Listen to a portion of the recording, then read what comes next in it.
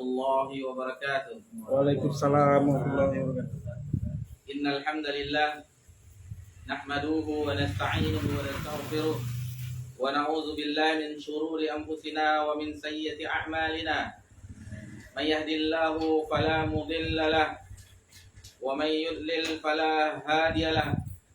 Asyhadu an la ilaha illallah wahdahu la syarika lahu wa asyhadu anna Muhammadan abduhu wa rasuluh sallallahu alaihi wa ala alihi wa man sara ala nahji wa tamassaka bi sunnati ila yaumiddin wa sallama tasliman katsira.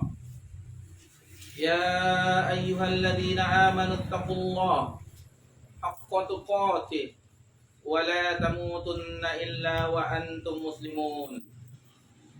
Ya ayyuhan nasu taqu rabbakumul ladzi khalaqakum min nafsin wahidah wa khalaqa minha zawjaha wa batta minhuma rijalan katsiran wa nisaa'a wattaqullaha alladzi tasaaluna bihi wal arham innallaha kana 'alaikum raqiba. Ya ayyuhalladzina amanu taqullaha wa qulu qawlan sadida yuslih lakum a'malakum wa yaghfir lakum dhunubakum wa may yuti'illaha wa rasulahu faqad faza fawzan 'azima. Amma ba'd, fa inna husdaqal hadithi kitabullah wa khairal hadi hadi Muhammadin sallallahu alaihi wasallam wa syarral umuri muhdatsatuha wa kullu muhdatsatin bid'ah wa kullu bid'atin dhalalah wa kullu dhalalatin finnar. Alhamdulillah, kita ucapkan puji syukur kehadirat Allah Subhanahu wa taala atas limpahan nikmat yang tiada terhingga. Nikmat Allah Subhanahu wa taala senantiasa tercurahkan kepada kita semuanya. Nikmat yang seluruh makhluk Allah Subhanahu wa taala mendapatkannya. Bahkan hewan-hewan, tumbuh-tumbuhan, baik itu orang kafir atau orang non-muslim, dan terutama bagi orang-orang yang beriman.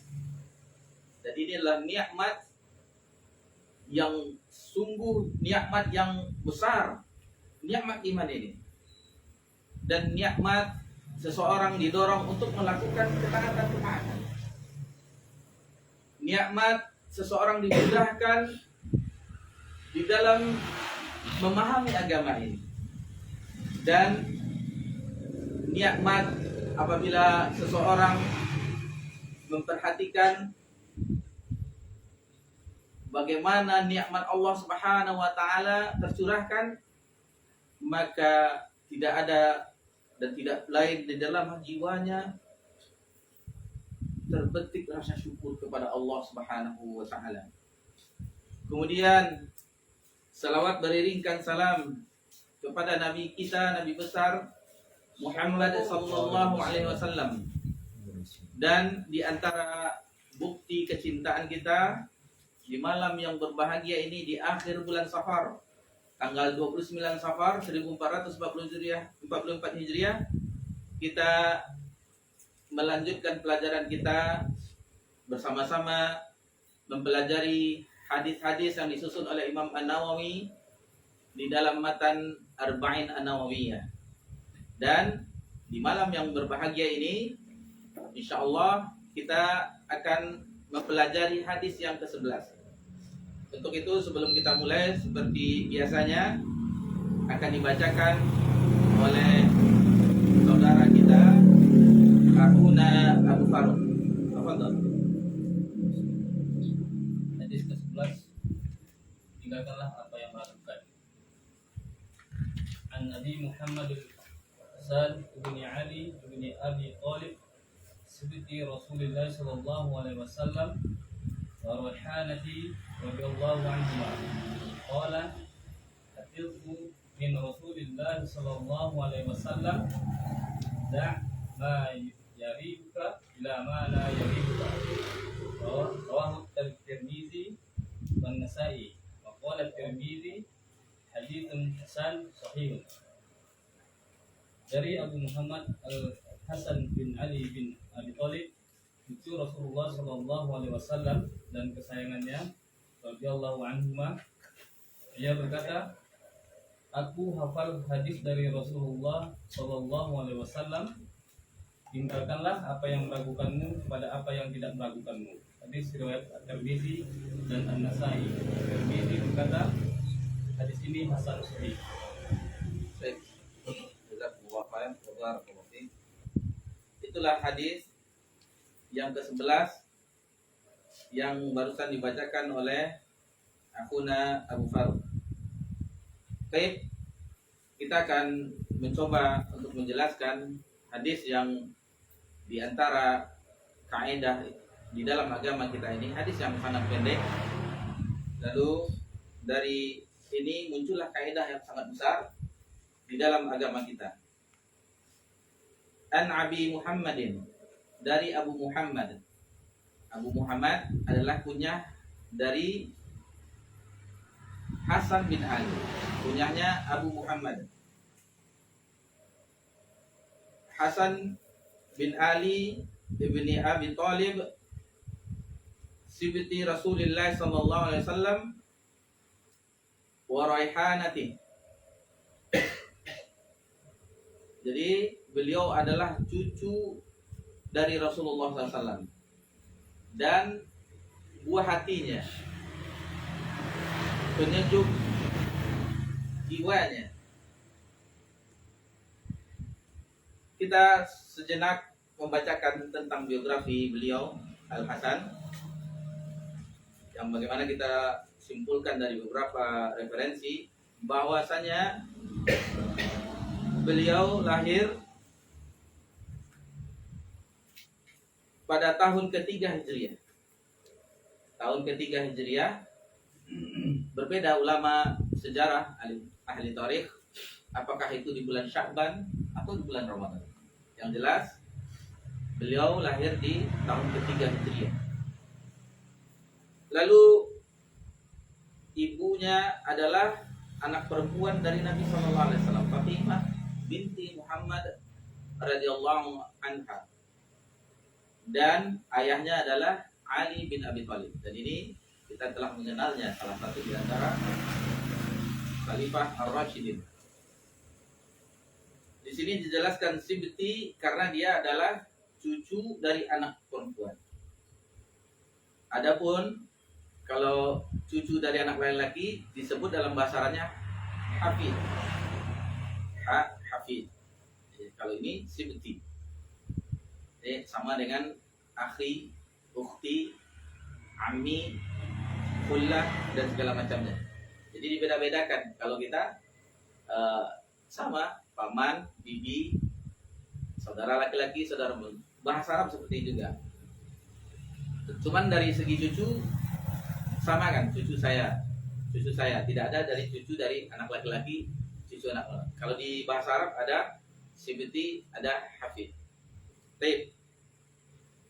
Lalu di sini ada riwayat dari Abu Rafi', sebagaimana diriwayatkan oleh Imam Tirmidzi di dalam sunannya, bahwasanya raaitu Rasulullah sallallahu alaihi wasallam, bahwasanya aku melihat Rasulullah sallam azzana fi uzuni Al-Hasan bin Ali. Bahwasanya Abu Rafi' pernah melihat Nabi SAW mengazankan Hasan bin Ali ketika lahir, waladat su Fatimah bis shalah, sebagaimana azannya salat. Di sini kita ambil beberapa faedah. Hadis ini dianggap sah oleh sebagian ulama. Di antaranya Imam Nawawi yang menyusun kitab ini. Imam Nawawi menganggap ini adalah sunnah mengazankan bayi yang baru lahir. Begitu juga Ibnu Qayyim Al-Jauziyah menganggap ini adalah sunnah, dan ulama-ulama seperti tidak berapa lama dari zaman kita, Syekh bin Baz, Ibnu Utsaimin menganggap ini ada syariat. Adapun ulama yang lain seperti Imam Malik, Imam Darul Hijrah, begitu juga Ibnu Hajar Al-Asqalani rahimahullah taala,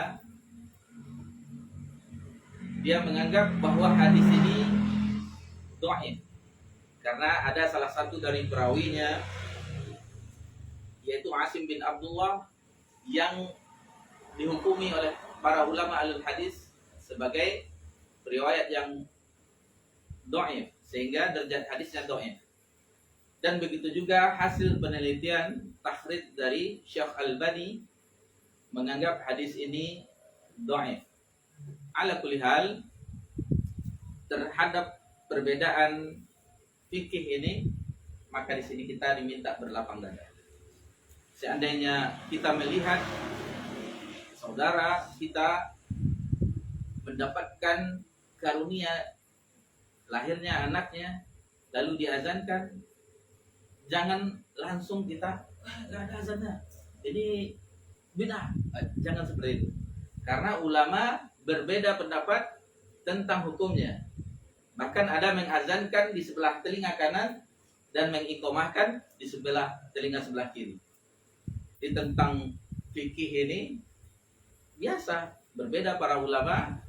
Jangan sampai kita kasak kusuk atau sampai berkecil hati, tidak berteguran sapa dalam masalah-masalah perbedaan fikih. Fikih itu luas. Bagaimana jelaskan fikih itu luas? Jangan sampai dada kita sempit. Jadi berlapang dada terhadap perbedaan fikih. Kalau seandainya kita menganggap kita ikut takhrijnya pendapatnya Imam Malik, pendapatnya Ibnu Hajar Asqalani dan penelitian dari Syekh Albani tidak ada, tidak usah diamalkan. Begitu juga dengan kita mengikut pendapat imam yang lain seperti Imam Nawawi, Syekh bin Bas dan Syekh Utsaimin, maka tafadhol. Yang mau mengamalkan silakan, yang itu tidak mengamalkan silakan. Dan begitu juga dengan yang banyak terjadi yang diperselisihkan sampai zaman sekarang ini mengenai kunut subuh. Itu sampai zaman sekarang ini. Dan berbantah-bantahan, apalagi kita lihat di media, itu masalah ranah perbedaan khilaf ulama ini, maka hendaknya kita berlapang dada. Seandainya orang itu berpahaman kunut subuh, tafadhol. Dan bagi orang yang meyakini kunut subuh itu sunnah, dan dia jangan seolah-olah kekurangan apabila ada imam yang tidak mengamalkannya. Terkadang ada juga lebih ekstrim. Dilihat ini imam ini tidak kunut subuh, cari masjid yang lain. Ini ada juga yang seperti itu. Dan alhamdulillah ini tidak terlalu diperuncing sehingga tidak terjadi perpecahan di antara kita saudara kaum muslimin dan orang-orang beriman. Baik. Selanjutnya, mudah-mudahan yang tadi itu bermanfaat bagi kita, menambah bagaimana khasanah ilmiah kita di dalam hukum azan, mengazankan bayi baru lahir. Ketika lahir, Ali bin Abi Thalib radhiyallahu anhu memberi nama Al-Hasan dengan Harb karena dia adalah seorang laki-laki yang suka perang. Ali bin Abi Thalib, laki-laki yang suka berjihad, menegakkan kalimat Allah Subhanahu wa taala. Saking sukanya berperang, maka dinamakan awalnya Hasan itu dengan Harb, perang. Lalu Nabi SAW merubah namanya, jangan, berilah namanya Hasan. Ketika Husain pun lahir, tetap diberikan Harb. Jadi walaupun pertama sudah ditukar dengan nama yang lebih bagus, yang kedua seperti itu. Lalu Nabi memberi namanya dengan Husain. Itu dengan penamaan Hasan dan Husain. Lalu Hasan dan Husain, sebagaimana kalau kita baca beberapa riwayat dan sejarahnya, biografinya, Hasan dan Husain sering bermain di masjid. Bahkan ada suatu riwayat itu Nabi SAW ketika mengimami sholat lama sujudnya, karena cucunya. Biasa kita kalau ada anak kecil atau seperti anak kita yang lebih kecil dari itu umur 3 tahun, biasa kalau kita lagi sholat itu manjat-manjat, pas ruku dipegangnya leher kita, itu biasa anak-anak. Apalagi kalau kita sholat sunnah di rumah, sholat sunat, maka dia akan ikut sholat dengan ikut digendong, dirangkulnya leher kita. Kadang kita khawatir dia terjungkir balik. Lalu Nabi SAW menyebutkan kepada para sahabat bahwasanya Nabi membiarkan sampai cucunya itu puas bermain bergelantungan di pundak Nabi SAW. Bahkan di dalam suatu khutbah Nabi SAW pernah menghentikan khutbahnya, turun dari mimbar karena cucunya jatuh. Dan memang anak itu fitnahnya dunia. Bayangkan fitnahnya dunia sampai Nabi menghentikan khutbahnya lalu menggendong cucunya tersebut. Baik, itu mengenai Hasan dan Husain. Lalu bagaimana dengan perawakannya, bentuk fisiknya? Dia mirip dengan kakeknya. Itu mirip dengan Rasulullah Sallallahu Alaihi Wasallam. Mirip. Di antara Hasan ada juga yang mirip sepupu dari Nabi Sallallahu Alaihi Wasallam, anak dari Ali bin Abi Thalib, yaitu Ja'far bin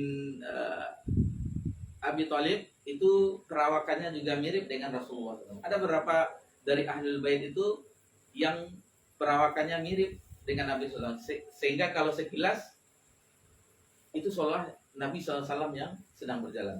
Mirip gayanya, perawakannya. Dan cucunya ini Hasan bin Ali, perawakannya mirip dengan Rasulullah, dengan kakeknya Rasulullah SAW. Pernah ketika itu Abu Bakar As-Siddiq radhiyallahu anhu pernah melihat Hasan.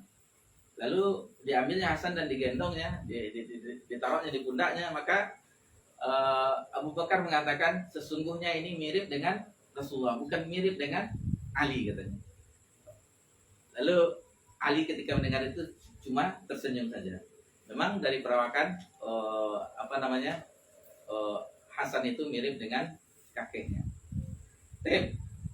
Selanjutnya yang bisa kita kenali dari biografi beliau Hasan bin Ali radhiyallahu anhu, yaitu bahwasanya Nabi dia adalah termasuk orang yang dicintai oleh Rasulullah SAW. Orang yang dicintai oleh Rasulullah SAW, sehingga Nabi bersabda, Allahumma inni uhibbuhu fa'ahibbah. Ya Allah, sesungguhnya aku mencintainya, maka cintailah dia. Jadi kita dianjurkan untuk mencintai Hasan dan Husain. Begitu juga dengan Ahlul Bait Nabi Sallallahu Alaihi Wasallam. Lalu dia adalah seorang yang mendamaikan umat. Karena ketika Ali terbunuh, maka para sahabat itu membaiat Hasan yang menggantikannya menjadi khalifah. Bahkan sebagian para ahli sejarah itu menganggap Hasan itu salah satu dari khalifah nubuwah, di antara khalifah nubuwah. Setelah itu baru digantikan oleh Muawiyah yang berubah sistemnya dengan sistem kerajaan. Karena setelah Muawiyah penggantinya adalah anaknya Yazid bin Muawiyah. Nabi SAW pernah bersabda tentang cucunya ini, Inna bani haza sayyid. Sesungguhnya anakku ini, maksudnya cucuku ini adalah pemimpin, sayyid. Wala'allahu ayyusliha bihi baina fi'ataini azimataini minal muslimin. Dan semoga Allah menjadikan dia sebagai yang mendamaikan perselisihan di antara kaum muslimin, perselisihan yang besar di antara kaum muslimin. Dan memang ketika itu Hasan tidak mau melakukan peperangan dengan Muawiyah, sehingga dia menyerahkan kekuasaan pemerintahan kalau di zaman kita sekarang ini kepada Muawiyah bin Abi Sufyan radhiyallahu anhu, sehingga tidak ada terjadi kekacauan. Terjadilah perdamaian dan tidak ada lagi perselisihan ketika itu. Itu berkat dari doa Nabi Shallallahu Alaihi Wasallam. Lalu Hasan dan Husain adalah pemimpin pemuda surga. Di antara keutamanya pemimpin pemuda surga, sebagaimana yang diriwayatkan oleh Imam Ahmad dalam musnadnya, Sayyidan Syababi Ahlil Jannah. Jadi Hasan dan Husain itu adalah pemimpin pemuda ahli surga di surga. Begitu juga kalau untuk wanita, pemimpin surganya adalah ibunya Fatimah. Fatimah adalah pemimpin wanita surga. Masya Allah. Jadi bagaimana kita kalau mempelajari biografi, tidak salahnya kita mempelajari biografi orang-orang soleh terdahulu, terutama dari generasi sahabiyah, bagaimana kehidupan mereka.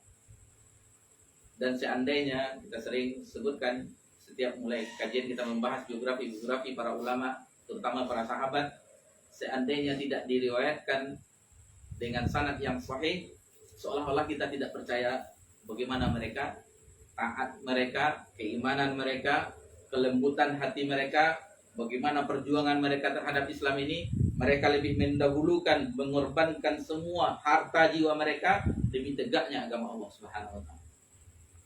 Tidak ada banding, tidak sebanding lah, jauh sangat sebanding. Bahkan di antara kita, sebagian kita dan kebanyakan di antara kita, waliyazubillah, cuma mengaku-ngaku saya pengikut generasi terdahulu, orang-orang soleh terdahulu. Akan tetapi kenyataannya mereka di lembah yang satu, kita di lembah yang lain. Tidak sesuai perilaku kita dengan mereka. Kita menisbahkan diri kepada mereka, tetapi cuma pengakuan saja. Banyak masih yang belum, memang jauh, memang mereka langsung dibina oleh Nabi SAW, langsung dijelaskan oleh Nabi SAW. Akan tetapi janganlah sampai jauh dipisahkan oleh lembah tersebut. Maksudnya tetap kita, walaupun kita tidak akan sampai sama sesempurna mereka, akan tetapi berusahalah. Di mana mereka berpijak, kita berusaha untuk menginjakkan kaki di sana. Apapun yang mereka lakukan, pengorbanan mereka, ibadah mereka, ketaatan mereka, waroknya mereka, kita berusaha mengikutinya. Namanya saja mengikuti, otomatis tidak mengikuti di belakang. Tetapi kita berusaha untuk senantiasa mencontoh orang-orang soleh dari generasi-generasi yang telah dibina oleh Nabi Sallallahu Alaihi Wasallam. Itu potret seolah-olah digambarkan, mau mengamalkan Islam itu yang benar, ikutilah ini yang telah dibina oleh Nabi Sallallahu Alaihi Wasallam. Ikutilah, kita tinggal mengikuti, tinggal kita ikuti contoh bagaimana perilaku mereka, pemahaman kita, akidah mereka, ibadah mereka, dan warok mereka, kehati-hatian mereka terhadap syariat ini. Itu sedikit tentang Hasan bin Ali, dan beliau wafat di tahun ke-50 Hijriah dan dimakamkan di Baqi', dekat di samping kuburan ibunya Fatimah binti Rasulullah SAW. Adapun wafatnya, kalau sebagian mengatakan bahwa dari ahli-ahli sejarah dia diracun dari salah satu istrinya, cuman itu sampai jangan kita tidak berlarut-larut. Yang penting bagaimana keutamaan beliau yang telah dikabarkan oleh Nabi Sallallahu Alaihi Wasallam. Jadi berusahalah kita terhadap sesuatu kesalahan para sahabat, karena kalau dirinci sahabat saja perang di antara mereka ini lebih baik kita mengunci mulut kita terhadap pertikaian di antara mereka. Kita ambil yang menambah keimanan kita, yang bisa memandu kita untuk menuju jalan kebenaran. Bahwasanya Hafiz tu min Rasulillah SAW, aku telah menghafal dari Rasulullah SAW, da' ma yaribuka ila ma la yaribuk, ditinggalkan yang meragukanmu kepada yang tidak meragukanmu. Sehingga dari hadis ini, adapun kedudukannya disebutkan bahwa hadis ini qaidatun min qawaidin, bahwa termasuk dari kaidah agama. Bahkan dia adalah kaidah yang azimah, kaidah yang sangat agung, kaidah yang sangat besar. Sehingga dengan hadis ini lahir suatu kaidah. Kalau seandainya kita ada waktu berusaha untuk mempelajari usul fiqh, maka lahirlah sebuah kaidah di dalam usul fiqh, al-yaqinu la yadullu bisyak, bahwasanya keyakinan itu tidak tidak menghilangkan keraguan-keraguan, istilahnya mengalahkan keraguan-keraguan. Lebih kurang seperti itu. Yakin itu menghilangkan keraguan-keraguan. Jadi lebih kurang seperti itu kaidah yang lahir dari hadis ini. Dan ini adalah kaidah yang sangat besar, dan di dalam ibadah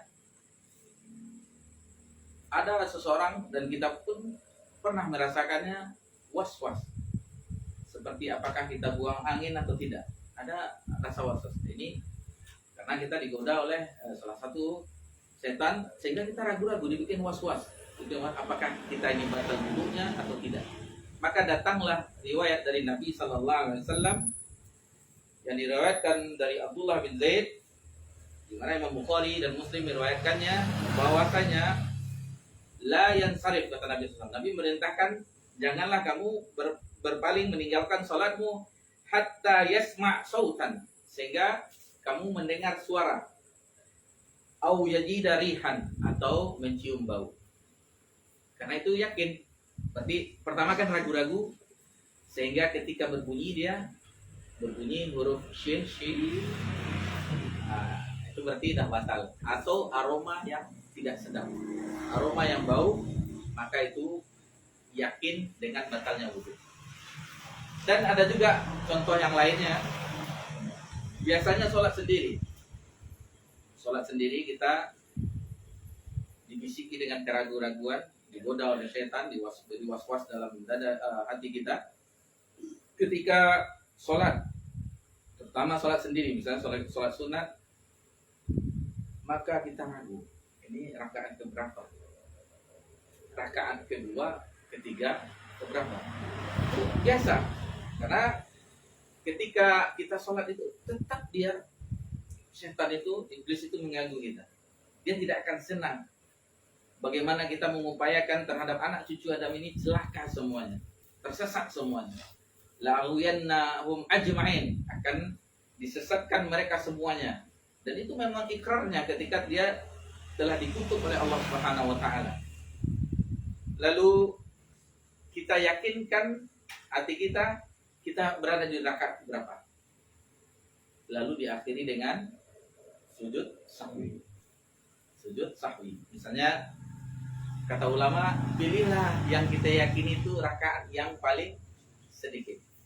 Misalnya antara ini rakaat kedua atau rakaat ketiga, maka pilihlah yang rakaat kedua, karena kita kalau rakaat ketiga otomatis kita tidak ketinggalan berlebih satu, belum mengamalkan. Apapun rakaat kedua otomatis tertutupi dengan sujud sahwi.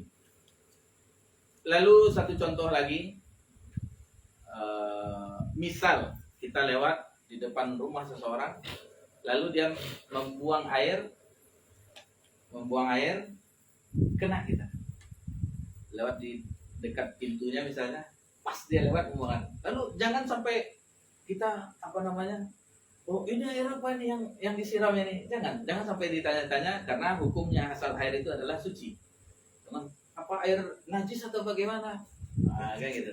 Biar saja lalu, karena hukum dari asal air itu suci. Jadi jangan diperberat-berat masalah seperti itu. Jangan diperberat-berat. Kecuali kita yakin itu adalah memang air kencing atau segala macamnya, itu baru kita tukar pakaian kita. Baik. Lalu dari hadis ini kita ingat hadis yang ke-6. Hadis yang ke-6 di mana kita telah pelajari tentang bagaimana rasa yakin itu harus muncul di dalam diri kita. Innal halalu bayyinun. Inna halalan bayyin. Sesungguhnya yang halal itu telah jelas. Begitu innal haram bayyin. Sesungguhnya yang haram itu telah jelas. Wa bainahuma umurun mustabihat, dan di antara yang halal dan haram itu ada perkara yang subhat, yang meragukan. Nah, ini dia.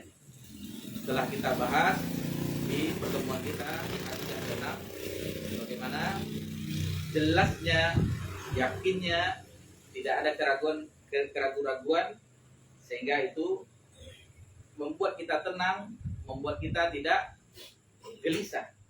Jadi kalau kita ada keyakinan itu, tidak ada kegelisahan lagi, tidak ada ragu-ragu lagi, dan apabila kita hadirkan ketika beribadah, yakin tadi itu, maka itu akan membuahkan ibadah yang berkualitas, hadirnya kekhusyukan dan yang lainnya. Baik, faedah yang lain dari hadis ini adalah menunjukkan sifat wara yaitu kehati-hatian. Wara, kehati-hatian. Ada beberapa riwayat, salah satu contohnya ketika yang meriwayatkan hadis ini Sibti Nabi SAW, Al-Hasan bin Ali, ketika memakan kurma.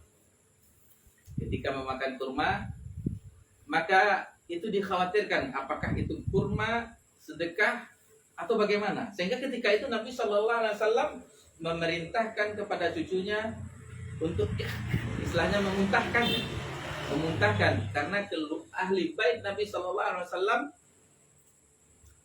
tidak halal bagi mereka, tidak boleh mereka memakan harta sedekah dan harta zakat.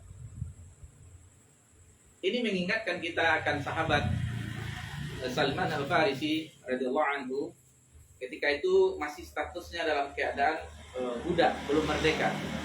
Jadi bagaimana perjalanan perjuangan dia dalam meraih kebenaran itu, Masya Allah, asalnya dia majusi, bahkan dia kesayangan dari ayahnya.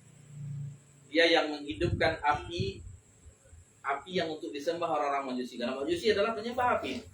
Begitu juga dengan keingintahuannya untuk kebenaran, akhirnya dia belajar kepada pendeta, akhirnya ditujukan pindah-pindah daerah. Terakhir kabar berita bahwa Nabi akhir zaman itu hidup, nanti akan diutus di daerah yang banyak kurmanya. Dan itu tidak lain adalah Madinah. Madinah terkenal dengan kebun kurmanya, banyak pohon kurma di Madinah sejak zaman dahulu.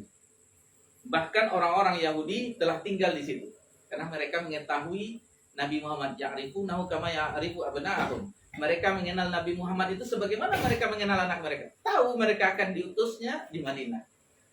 Dan itu makanya waktu ketika itu banyak orang-orang Yahudi ahli kitab yang tinggal di Madinah, karena mereka dapat berita dari kitab yang diturunkan kepada mereka, Taurat, tentang diutusnya Nabi akhir zaman. Lalu setelah itu akhirnya dengan perjalanan yang panjang itu dia jadi dijual, sehingga jadi seorang budak. Kita persingkat saja kisahnya. Ketika itu dia pernah memberikan untuk menguji apakah ini benar Nabi akhir zaman, seorang Rasul yang diutus di akhir zaman.